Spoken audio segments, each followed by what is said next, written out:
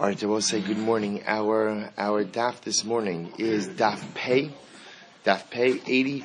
We are picking up on Ayin Tes Amud Beis 79b, and we'll pick up again quickly from the Tanur Rabbanon, which is 2, 4, 6, 7 lines up from the bottom. Our shir this morning is sponsored by the Schoenfeld family in the Zechus of Refuah Shalema for Tammy Moskowitz, for Tamara Dina Bas Kaina Shulamis, and for the Aliyah of the Neshama of their son Moshe. We should hope that in the merit of our Talmud Torah, Moshe's Neshama should have an Aliyah, and Tamara Dina should have a Refuah Shalema, and the entire family in Nechama. So let's begin. We're going to pick up Tanur Rabbanon. Hasochres achomer lirkov ala ish, lo sirkov ala isha. So remember again, we began to discuss this yesterday, that if a person goes ahead and rents a donkey, and they rent a donkey for the purpose of having a man ride on it, so you can't change the details and have a woman ride on it. Isha, rochev, and again, we discussed yesterday that the reason for that is because that a woman does not equally distribute her weight while riding on the donkey, and so ultimately, again, it causes a greater burden on the donkey itself.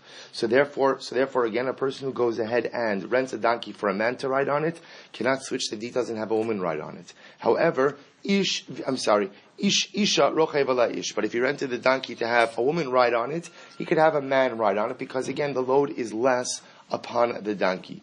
The isha ben gedolo ben ketana, and if you rent the donkey to have a woman ride on it, so it doesn't matter. We don't assume that there's like a weight limit. We don't assume that you only rented the donkey for a woman up to this particular weight.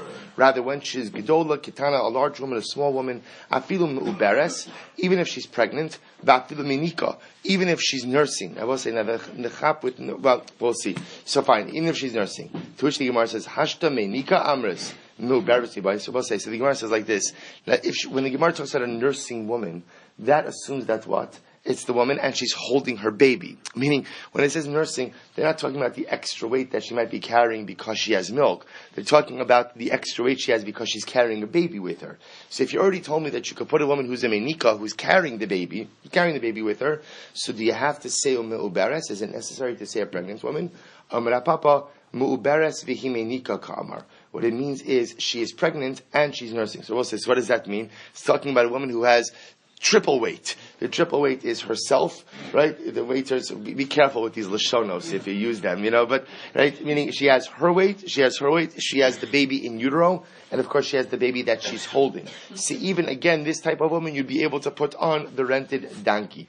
Amra Abaye says, just as an aside, Shmamina Beinsa Akarsa Tikla.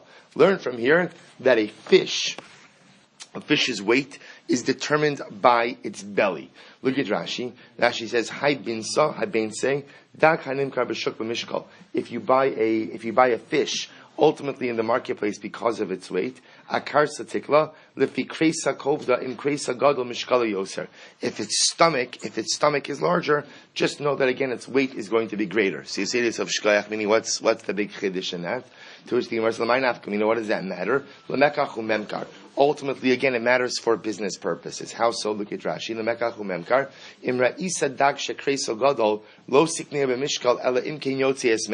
If you see a fish that has a large stomach, lav dafka, that's going to give you a lot of fish. That could mean, right? Tell me if I'm getting everything right over here. But what could happen? Meaning, he has a lot of kishkas in it, but those kishkas, lav dafka, is stuff you want to eat. So just know that if you see a large fish, make sure that before you buy it, you first take out the kishkas, you take out the insides, and then ultimately, again, you're paying for the amount of fish that's actually consumable. Okay? Says the Mishnah. I'm sorry? Great place for that. It's a great place for that. Oh, for this hour, right? It's here because of the pregnancy. It's here because of the pregnancy. That's the lead-in. Sorry, but we'll say Taf Pei Amud Aleph Mishnah. Hasochas hapara lachrosh. So again, remember we're continuing on the theme of renting for one purpose, and then going ahead and using it for something different. So says the Gemara, or says the Mishnah, Hasochras hapara lachrosh bahar v'charosh bebika. So ultimately, if a person goes ahead and rents a cow, to go ahead and plow on a mountain, and he ends up plowing, and instead the renter uses it to plow in the valley, Im nishbar hakankan, I will say, so the kankan is like the blade of the plow. If the blade of the plow breaks, so pater. Ultimately, again, so the renter is pater. And I will say, now just so you understand over here, the assumption that we're dealing with is that a mountainous soil is rockier than valley soil. So as a result, if I went ahead and I hired the cow, now I said rented around. I'm about to say, now understand over here, when you rent a cow, Rashi points out over here, first Rashi in the Mishnah, v'chol kliya macharisha lebal habakar. So when you rent a cow for plowing purposes, it's not just the cow, but you also rent all of the plowing equipment. The na'arav hokim behemto. Furthermore, again, the guy from whom you are renting the cow also has workers who will help you go ahead and use the plow. So therefore, if I'm renting a cow from someone for plowing purposes, essentially I'm renting a whole package. I'm getting the cow, the plow, and the guys, right? And the workers. So I'm renting all of these, we'll call them from Ruvain, who's the owner. And what happens? So what am I doing? What am I, the renter, doing? I'm holding the darban. So the darban, they translate as the goad. So the goad is like the little whip that keeps the cow on, that prods the cow to stay on the right course. So I'm responsible for driving the cow, so to speak, and then we have the plow behind me and the guys behind the plow navigating the plow. That's how this works. Rashi says over here, so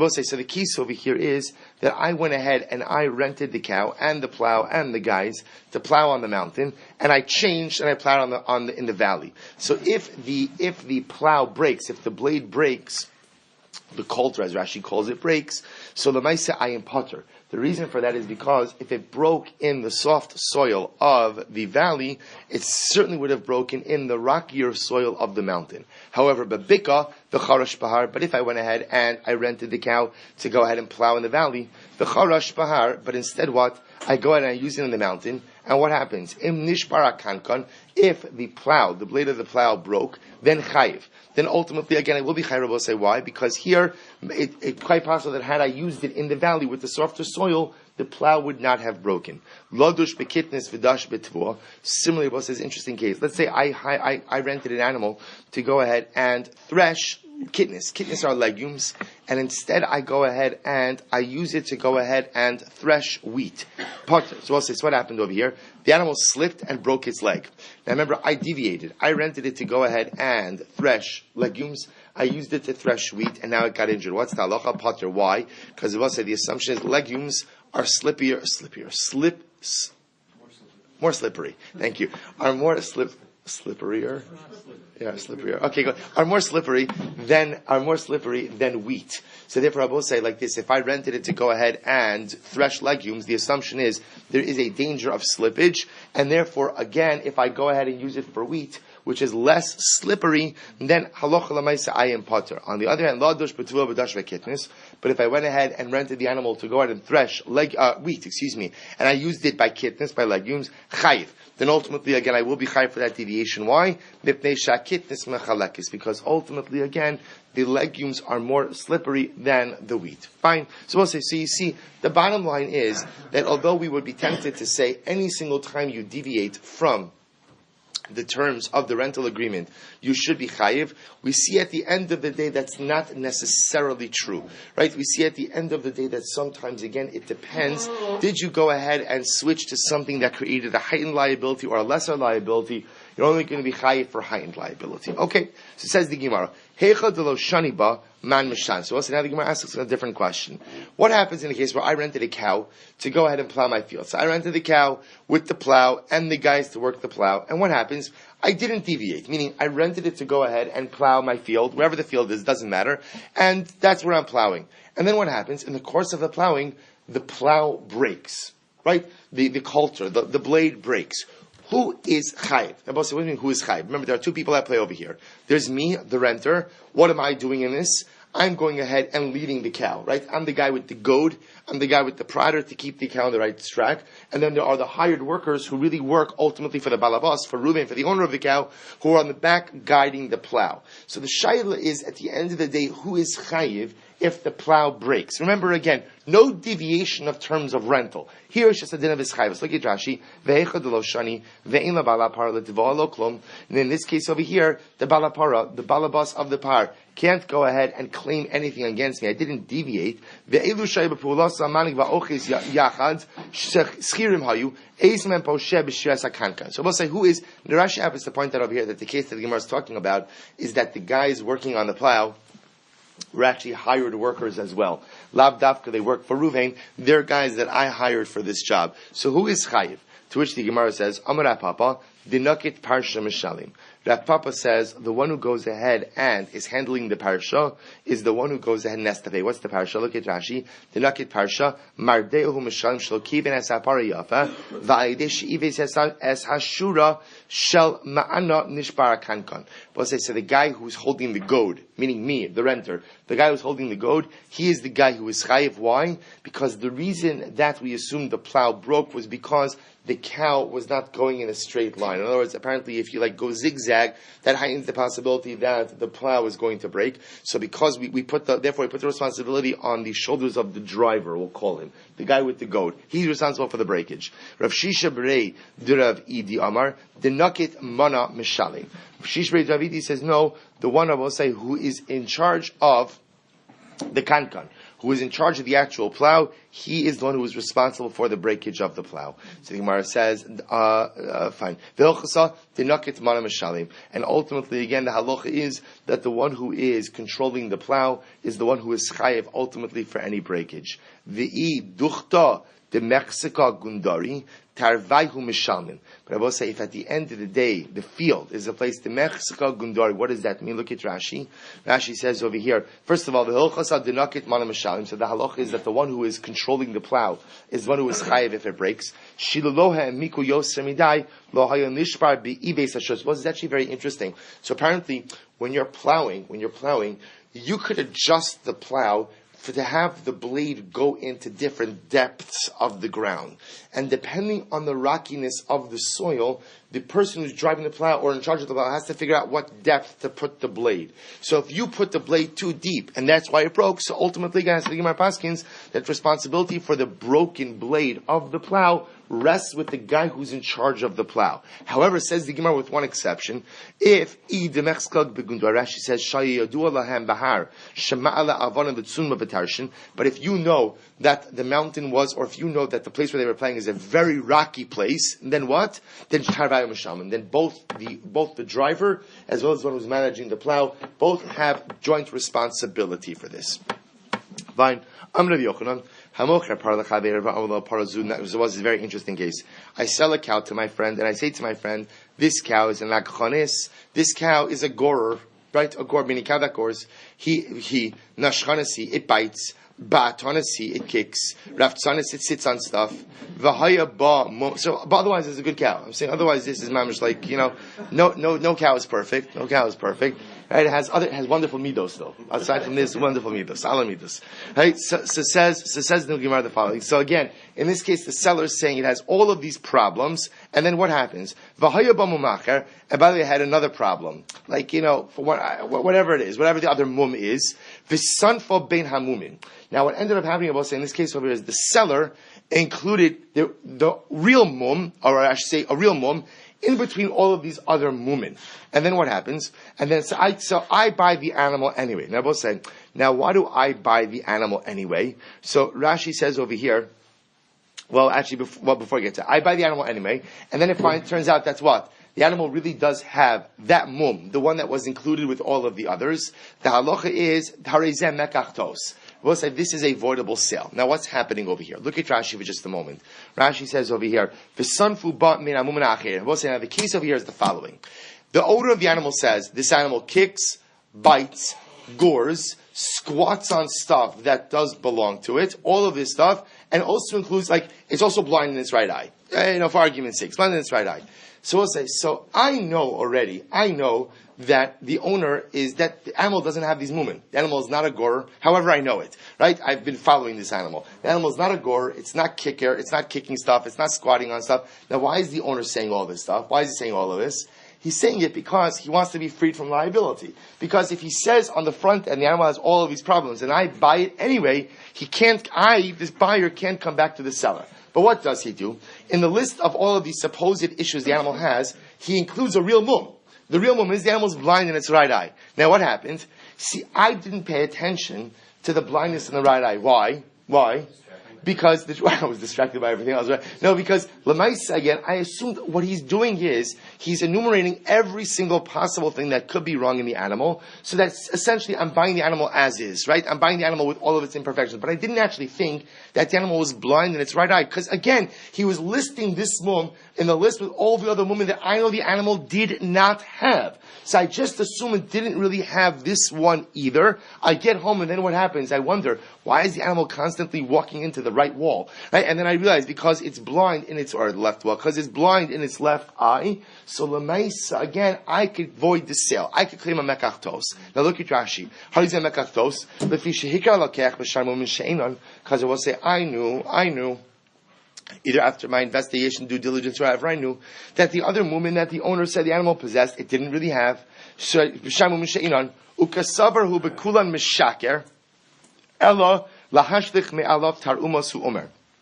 And I knew the owner was lying about all these other women. But I also understand why an owner would lie. Why would he say this? Because what he's trying to say is, listen, if you're going to buy this animal, don't come back to me because of anything. So I recognize he was lying. El lahashlich me'alav tar umasu omer hilchach mekachtosu da'adaita dahacha lo zabin. So we'll say when I bought it with the understanding that everything the owner is saying, the animal really doesn't have. He's just saying these things to free him from liability. And therefore I assume that since the majority of the list, or not the majority, or a majority list of the items the animal did not possess, I assume right eye blindness also it didn't possess, therefore I could avoid the sale. However, mum zeh umum acher, but if the owner were to say, the animal has this mum and another mum, look at Rashi, mum zeh mum acher, shepirish lo, sham oso mum levado, va'amr lo mum zeh ba, va'od mum acherim. But if, let's say, the owner were to say the animal is blind in its right eye, and the animal also has other mum, in other words, that the real mum is articulated by itself, and then he goes through the laundry list of other mumin, then what? Then ein zeh mekachtos. So also you hear the distinction on the two cases. In case number one, the blind right eye was just included in the laundry list of other mumin that the animal did not possess. So again, as a purchaser, I have a right to say that once I know that the first 17 items on the list the animal does not possess, there's no reason for me to think that it has the 18th. On the other hand, if the blind eye is explicitly articulated first, and probably the order itself isn't, let's assume first, and then the owner says, and it also has these other mumin, then einachinami, I should have been aware of the blind eye, and if I purchase the animal anyway, I can't go ahead and claim mekachtos. Tanya nami, we have a brisa that supports this. Hamocher shivcha lechavero, if my friend is selling me a shivcha kinanis, a Gentile maidservant, va'amarlo, and my friend Ruvain tells me, the seller, shivcha zu shotehi, she's crazy, nichfefes hi. I will say nichfefes, Rashi says, nofeles mecholi. It's very interesting. Nofeles mecholi means she has seizures. Nichfefes is the way the Gemara refers to what we today call epilepsy.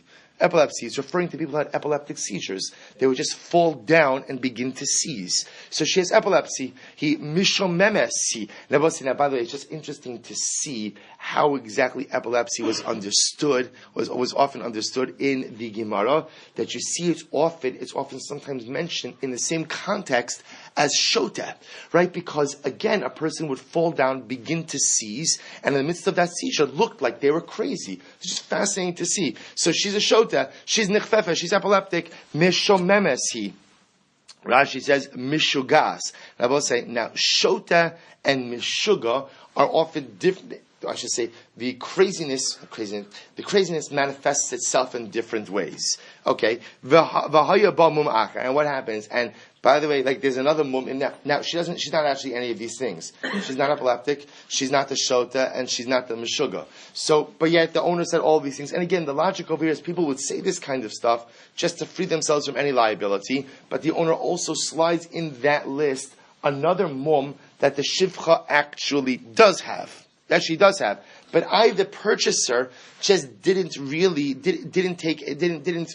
that there was anything real being said here, because I know that the other woman, Shota, Meshugas, Nichfefes, is not true. So therefore I discounted the real mum as well. And what happens? Hareza mekachto. So we'll say, then I get home, I realize the shifcha does have this real mum, I could void the sale. On the other hand, mum zeh mum acher, ein ze mekachto. So as we said before, but if Lamaisa, the owner articulated, the shifcha has this mum, and also, by the way, the shifcha is nichfefes, mishugas, shota, everything else, then the halacha is ein ze mekachtos. Then ultimately, again, I can't claim a mekachtos. But we'll say just the same brisa supporting what we said before. So again, it's actually really important, al halacha lamaisa as well, that if an owner is claiming that the object has all of these flaws, essentially in order to free himself from all liability, and puts in that laundry list of false flaws a real flaw, I, the buyer, assume that the list of flaws, because I know that everything he's articulated, the object or the person, the shefcha, does not have, I have every right to assume that everything on that list is false.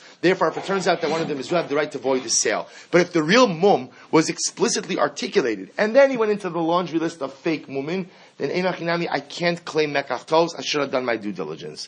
So this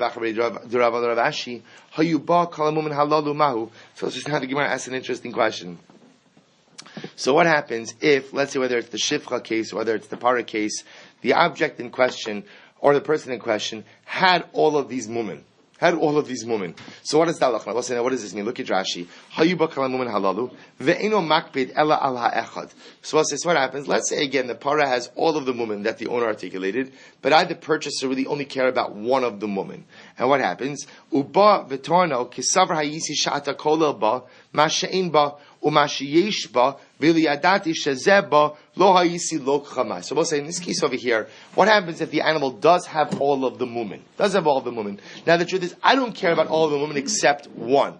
But when I went ahead and I bought the animal, I assume the animal really didn't have, I don't care that it has 99% of these. One of them I do care about, but it turns out that the animal does have all of the mumin. Do I have the right to void the sale because of the one that I care about? So the Gemara says, Amali Rav Mordechai Rav Ashi, Hachim Mishei Rava, Hayuba Kala Mumin Halalu, Ein Ze Mekachtos. To which the Gemara says, no. At the end of the day, again, you can't, if the seller explicitly says it has all of these mumin, the fact that you might have thought that he's just bluffing and freeing himself from all liability, if the animal does have actually all of these mumin, you can't go ahead and claim mekachtos after the fact. Okay, says the Mishnah. So now we're going to get into an interesting discussion here. I rent an animal, I rent a chamor, to go ahead and transport chit and wheat. And what happens? The animal brings sorim. Instead, I put barley on the animal. Chayiv. I am chayiv for the change. Now we are going to discuss chayiv under what context. So Rashi kind of gives way a little bit. Rashi says we're talking about a situation where you're actually putting more barley on than wheat. That's why I will be chayiv, where I'm increasing the load of the animal. But we'll see it in the Gemara. Tavua vehebi alat heaven. Similarly, if I was supposed to transport tavua, wheat, and then what happens? Or grain, I should say. It was grain. And instead I go ahead and I use it for straw. Chayiv. I'm chayiv. Why? Because we'll say, it's actually very interesting. What the Gemara is going to get into now is the following. Look at Rashi. Nafach literally means the bulk. The bulk actually is like a burden on the animal. Look at Rashi. So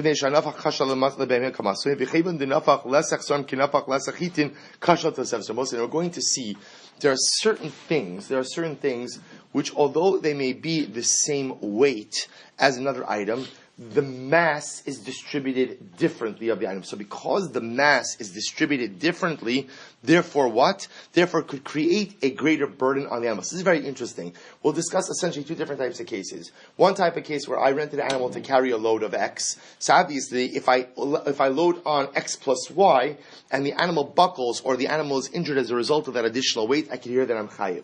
We're going to discuss situations where even though I'm not adding any technical weight, but because I'm changing the nature of the load ultimately, again, could have a negative impact on the animal as well. Really interesting. What's also interesting, I'll say, by the way, is, we're so far removed from these halachas because we just don't live in an agrarian society. But, so we learn this.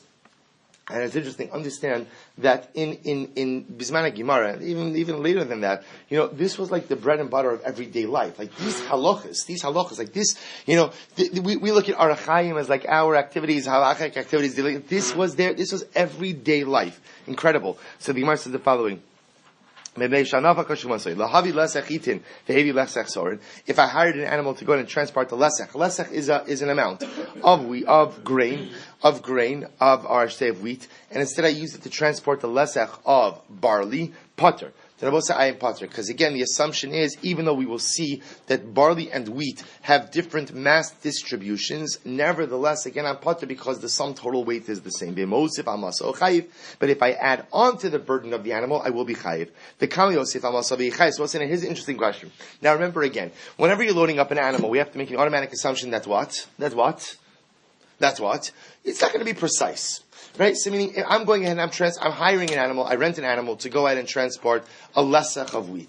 It's going to be more than a lesech, less than a lesech. So obviously, we're not going to be exact. So the shaila is, now, on the same token, if I go ahead and I rent an animal to transport an explicit amount, that's my right to transport that amount. Obviously, then, if I overload the animal, I'm going to be chayiv for subsequent injuries or damages. Now, the important question comes up of how much extra can I pile on the animal without be considered to be overloading the animal. The Kama Yosef Amasavi Echai. So I'll say, how much more, up until what amount can I pile on ours? From what point in on am I chayiv for putting an excess burden on the animal? It's one sa'ah for a camel, shlosha kabin l'chabar, and 3 kaf for a donkey. Which I will say, first of all, Simcha says a very interesting idea, which is, there's not one answer. It depends on what? It depends on the nature of the animal. So for a gamal, it's going to be an extra sa'ah. So apparently up to a sa'ah, you're okay. More than a sa'ah, you will be chayiv for overloading the animal. And for a for a donkey, it'll be 3 kabin. Itmar, Abai Amar, Sabai says the following, so kasha kemasuitnan, Rava Amar kasha limasuitnan. So let's listen to this. So remember again, the Mishnah began with a case where I went ahead and I contracted or I rented the animal to go ahead and take so'orin, right? If I went ahead and I hired the animal to go ahead and transport grain, and instead I went ahead and, the first 2 cases, I went ahead and rented the donkey to bring chita, to bring wheat, and instead I brought so'orin, chayiv. If I went ahead and hired the animal to bring tavua, grain, and instead I brought upon it straw, I'm going to be chayiv. Why? The wording of the Mishnah was because the bulk is kasha kamasui, is like a burden. So Rashi says over here, Abai says kasha kimasui. Look at Rashi, kasha kimasui, kedeprecious. Afa pe she'in mason kaved kemasachitin, harinafchan kinafachitin, v'hanafach kamasui. They both say, Abai is telling us that the Mishnah is teaching us there are certain things that have a greater mass or a more intense mass distribution. Therefore, again, even though I'm not putting any more of the second item on the animal, nevertheless, the mass distribution makes it like the animal is carrying a burden. Rava says, kasha lemasui. Rav says, ultimately, again, the problem over here is that the burden is going to be too great for the animal to go ahead and carry. So Abai Amar, kasha kimasui tinan. Abai says, the Mishnah is teaching me that there are certain things that although the weight is not greater, the mass intensity is, and therefore it's too great for the animal to carry. So the Gemara says, nafcha kitikla. He will say ultimately again, because the mass of an object is like its weight. V'imosif shlosha kab and chayiv. And therefore it's only if you add on an additional 3 kab of actual product that you're going to be chayiv for overloading the animal. Rava Amar Rava says kasha limasui, that at the end of the day, this extra burden or this different burden becomes too difficult for the animal to carry. Tikla ki tikla, v'nafcha habi tosefes. Weight is weight. But in Rava's view, I will say, the extra bulk of an item is tantamount to extra weight. Tinan, lahavi lesechit and dehevi lesech se'orin. So we'll say, if I rented the animal to go ahead and bring a lesech of wheat, a lesech is a measure, and instead I put on it a lesech of se'or of barley, potter, then ultimately again I am potter, because the assumption is a lesech is a lesech is a lesech. V'imhosif amaso chayiv. And if I add it onto the burden of the animal, I will be chayiv. What does it mean added onto the burden? My love shloshes kabin. Does this not mean adding on 3 kav lo saw. Rather, it means no, even if you add on a saw. I v'hala katani, but yet it says v'kami yosif amasavi chayiv. But yet it said in the Mishnah, how much do you have to add on to the burden in order to be chayiv for overburdening the animal? Sumchsar mishra meir, sumchas says in meir, saw legamal. It means one saw for a camel, shlosha kabin lechamar. 3 kav ultimately for a donkey. To which the Gemara says, this is what it means to say, heicha delo shani chitin, vehevi chitin. I'm both saying a case where I did not change the rental agreement. I rented the animal to go ahead and transport wheat, and I'm bringing wheat. Or I rented the animal to transport soar, barley, and I'm bringing soar. Kama Yosef Alma Sovi Heichai. I will say, how much do I add on? Meaning, how much at what point in time, if I add it on, how much do I have to add on to be chayiv? So the Gemara says, one saw for a camel, 3 kabin for a chamar. So what the Gemara is suggesting over here is the following. These amounts mentioned in the Mishnah is when you're not deviating from the terms of the agreement. So if I went ahead and I rented the animal to transport grain, and I am transporting grain, that's where Simchas comes along and says, if you add on X amount of grain, you will be chayiv for overloading the animal.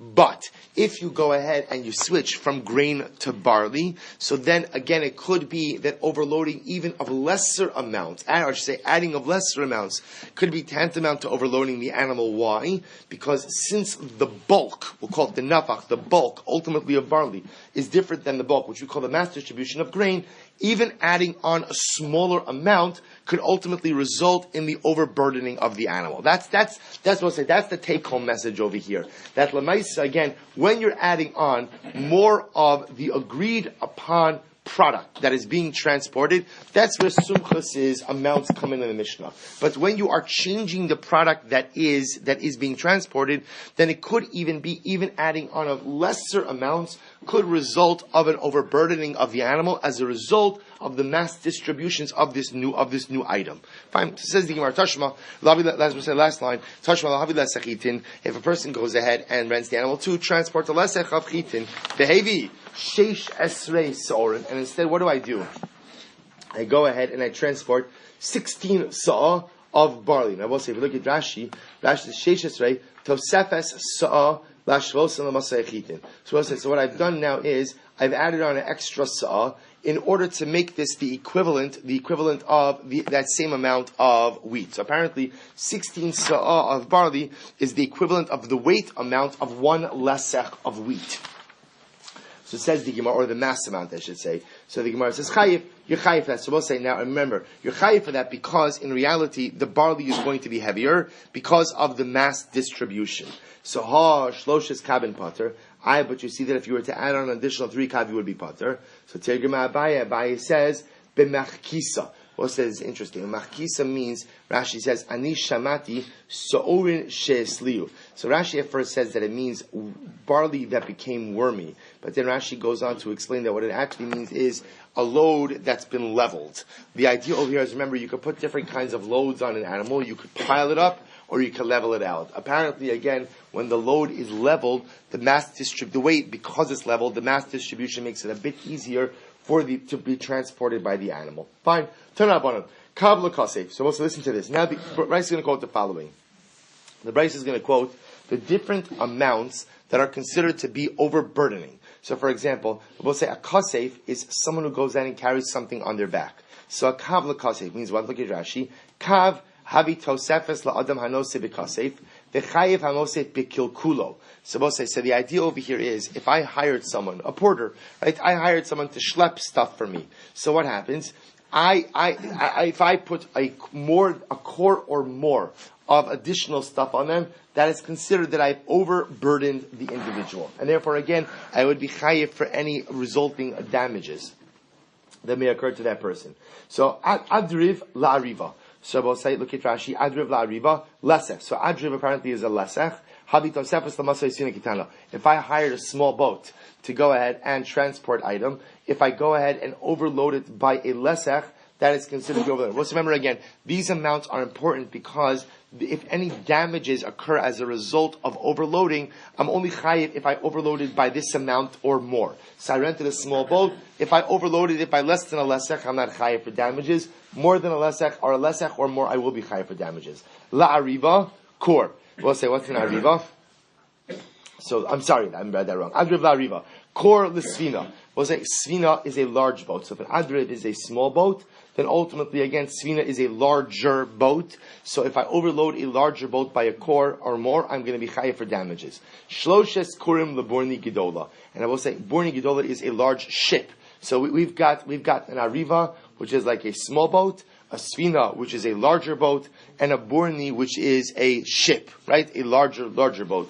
So what's the halacha? So again, 3 korim is the amount that up to 3 kor is the amount that one could put on to a borni. More than 3 kor, ultimately one will be chayav for damages. Amar Mar, Kav L'Kasef. So we'll say, let's go back for just a moment. We just said before that if you're hiring a porter to go ahead and carry stuff, so again, if you make him carry more than a kav, ultimately that's overloading you and you're chayav for damages. But I don't understand.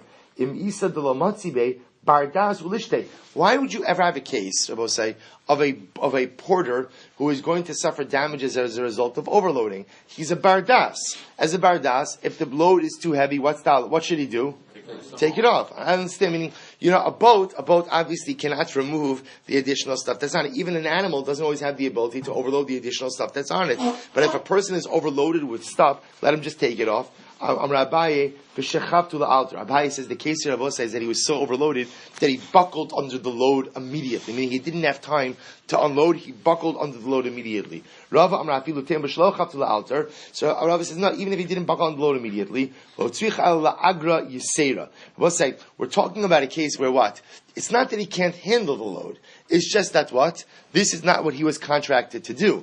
Therefore, what the Bryce is teaching me is, if you overloaded him by more than a by more than a kan, then what's the halacha? You have to pay him extra. That's what it means. He can handle it. The porter can handle it. But lamaisa, if you're overloading his load by more than a kan, just understand, you owe him additional wages. So the Gemara says the following: Rav Ashi Amar, who's savrachushu dinakidle? Because the other possibility, Rav Ashi says the reason why the porter did not unload the load was why, even though it was too heavy, was why he just thought the problem was him, right? He thought the problem was me. I didn't have a big enough breakfast. I'm just feeling a little bit weak today. I should be able to handle this load. That's why I didn't unload it. But I will say, if I end up overloading the porter more than what he was supposed to carry, I'm chayiv to pay him extra for carrying that additional load. Kor l'svina, shloshes kurin leborni gidola. So let's remember again, we said that if you overload a smaller boat by a kor, or 3 kor for a larger boat, I'm chayiv ultimately for overloading. Papa says, Shmamina, stam svinos, bas tlas and kurin. So see from here that a stam svino, just a regular boat, has the ability to carry 30 kor. Lamai nafkin will say, what does this matter? Lamekach umenkar. It matters for business purposes if you're either purchasing or you are renting a boat for commerce purposes, and it turns out that the boat is not capable of carrying 30 kor, that one would be permitted to go ahead and claim a mekach tos as a result. Fine. Says the Mishnah. Well, so now we get into a different sugya. Kala umnin shomri sacharin. We'll say, craftsman. Now what does this mean, umnin? So we'll say, in this case over here, I have given an object to a craftsman to work on my object. It doesn't matter what it is, whether it's my shoes, or right to fix my shoes, or to fix my watch, whatever it is, I give it to the uman, and the idea over here is, the uman, Rashi says, the uman often does the work in his own home. So I give him my watch to go ahead and work on my watch in his home.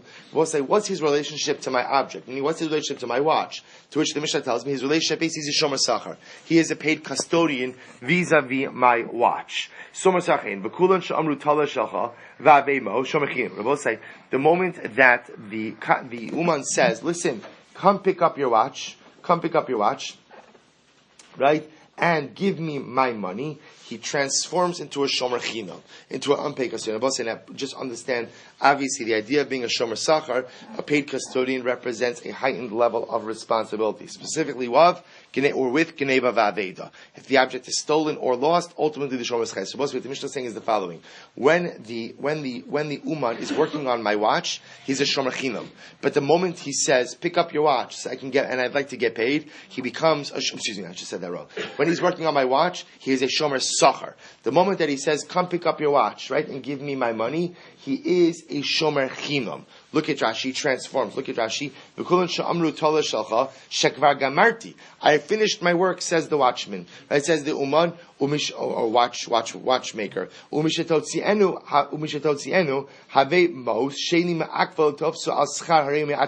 say now, here's what's interesting. What the Mishnah says is often what the Uman would say is the following: come pick up your watch. Now, we'll say, now understand, there are two ways that the Uman could play this. The Uman could say, I'm not going to give you your watch until you give me the money, and that's fine, in which case, again, he's going to remain a shomer sachar. However, again, and we'll discuss why that is. However, if he says, listen, pick up your watch, and you'll pay me. If you could pay me upon receipt, that would be wonderful. But if not, you'll pay me when you could pay me. Then it becomes a shomer chinam.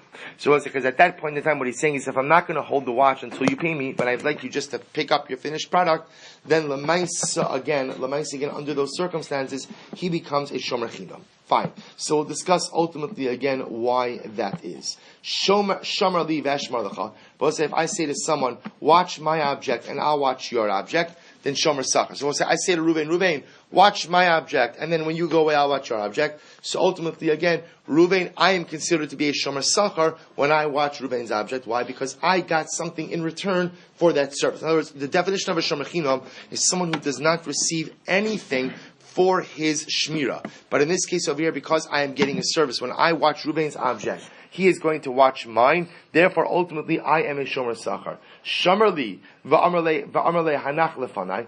Let's say if Ruvain comes to me and says, "Watch my object," they say, "No problem. Just put it down over here." Then shomer chinam. Then I will say that means I'm a shomer chinam, meaning the act of telling someone put it down over here and not taking active possession of it indicates that I'm just a shomer chinam. Next, hava ala mashkon shomer sachar. But say if I lent Ruvain money and Ruvain gave me a mashkon, gave me collateral, I am a shomer sachar. I'm a paid custodian on that collateral. Rabbi Yehuda says hilvo mos shomer chinam. So ultimately, again, if he lent me money, right? If I lent someone money, ultimately, again, I'm a shomer chinam. Hilvo peiros. However, if I lent him property, not property, peiros, objects, right? Merchandise.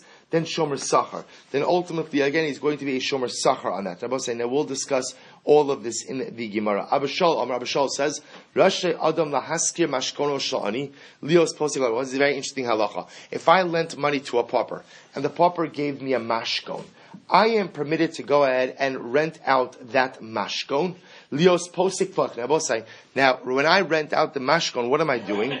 I'm utilizing the mashkon, and what I'm doing is I'm reducing the debt of the ani by the rental amount that I get for the mashkon. In other words, I'm using the ani's mashkon to generate income for myself, and I'm crediting that income against the debt. That is permitted. Why? The Gemara says, because it literally it's like I'm returning a lost object. In other words, I'm actually doing something beneficial for the ani by reducing his debt by utilizing the mashkon. I will say, now this is unique by an ani, because under other circumstances, again, we already began to discuss a little bit what level of usage a lender has regarding the mashkon.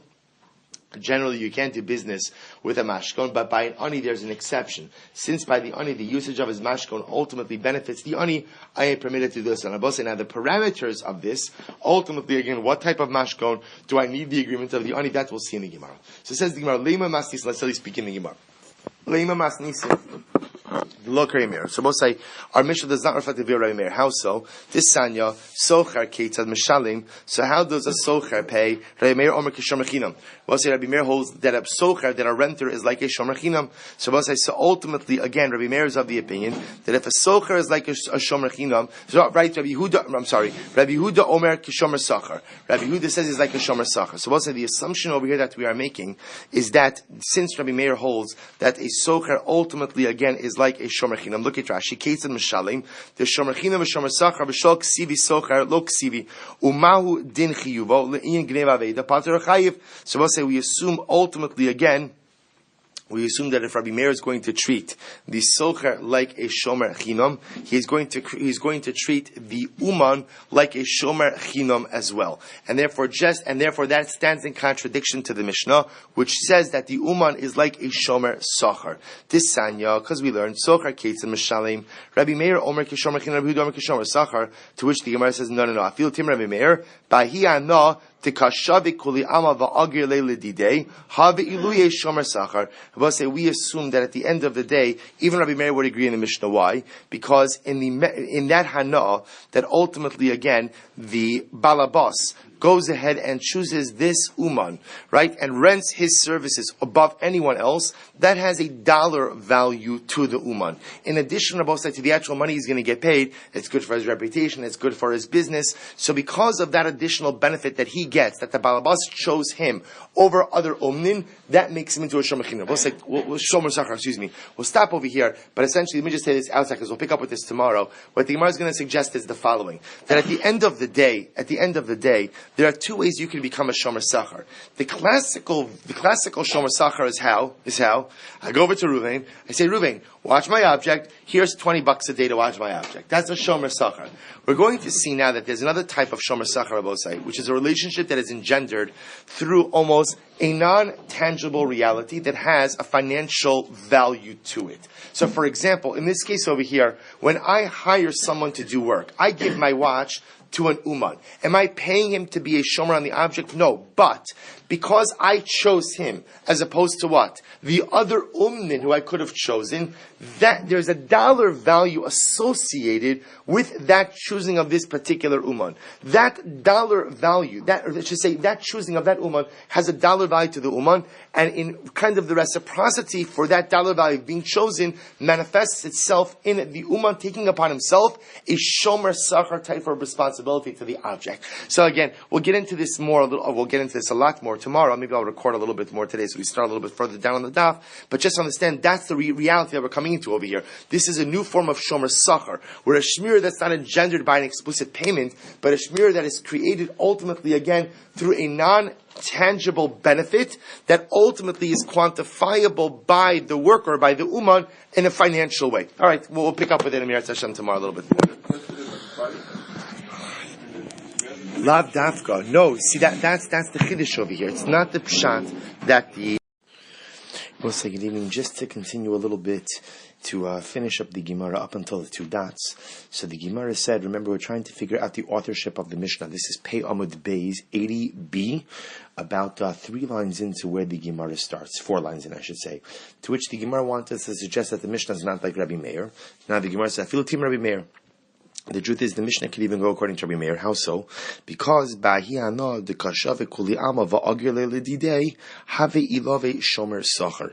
at the end of the day, the reason why the uman is going to be treated like a shomer sachar, like a paid shomer, is because there is a benefit that the owner of the object goes ahead and dafka engages this uman, so that has a financial benefit for the uman, the fact that he was chosen over others.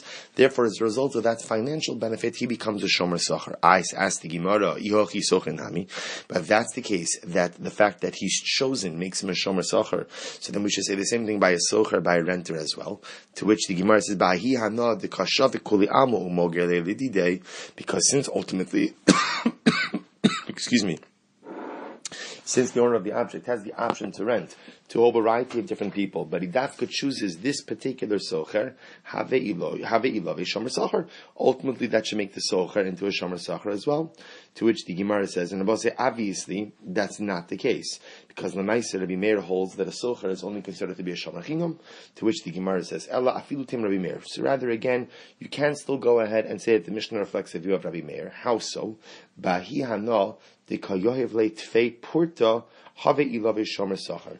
To which the Gemara says that Rashi actually points out that in general, when paying a socher, when paying an uman, so the payment never exactly corresponds to the amount of labor. There's usually a little bit of overpayment. So because there is some measure of overpayment, that additional amount essentially makes the uman into a shomer sachar. So says the Gemara socher nami milo askinon the kamashe tve porta. But says the Gemara again, even when somebody's renting it. So in this case over here, are we not talking about same yesod, which is when you rent something out, there's never exactly the exact amount for the rental, meaning there could be a shtickle discount, could be a little bit of a discount in it, and therefore again he should become a shomer sachar for that as well. Ela afilu timur Rabbi Meir. So now the Gemara tries, so therefore the Gemara rejects that as well, because obviously the issue we have is that we know explicitly Rabbi Meir holds that a socher, that a renter is considered to be a shomer chinam, to which the Gemara says Ela afilu timur Rabbi Meir. So rather you could reconcile the Mishnah of Rabbi Meir. How so? The tof bahi hana the tofis le agore. For the benefit, for the hano, the tafis le ba'agare. So ultimately, again, the uman will go ahead and hold on to the object that he was entrusted with until he receives his money. Now, the uman has an incredible advantage because the uman doesn't really have to go ahead and run after his wage. Why not? Because since he's holding on to the object, therefore, by definition, he has the owner of the object at a little bit of a disadvantage. So because he has this benefit of not having to run after his money, he doesn't have to run after his money, since again, if the owner of the object wants his object back, he has to come and pay the socher.